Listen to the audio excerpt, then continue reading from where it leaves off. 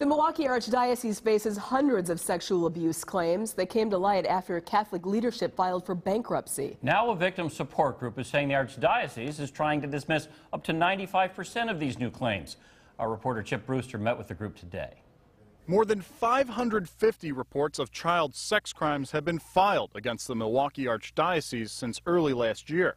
But the Survivors Network of Those Abused by Priests, or SNAP, believes the number of crimes is much higher. The actual number of crimes, felony crimes that are reported in this 550 claims are going to go into the thousands. Now the Archdiocese wants roughly 520 of them thrown out. In a statement from spokesperson Julie Wolf, she says, "While we were bound under the bankruptcy rules to cast a wide net for potential claimants, it is the court that determines which individual claims are eligible for financial compensation." The Archdiocese is not arguing against the validity of the reports themselves.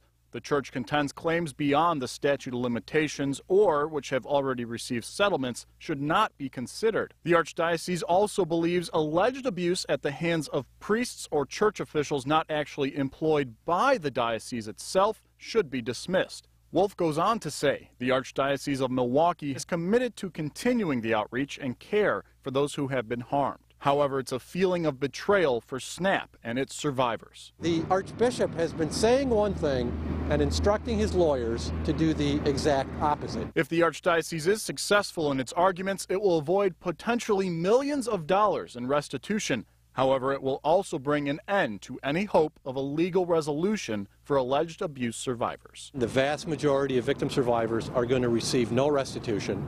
There's going to be no accountability coming out of this process whatsoever. Attorneys for the Archdiocese are expected to make their arguments in bankruptcy court on Thursday. Ted and Mary. All right, Chip, thanks. 5:16, time for news and weather.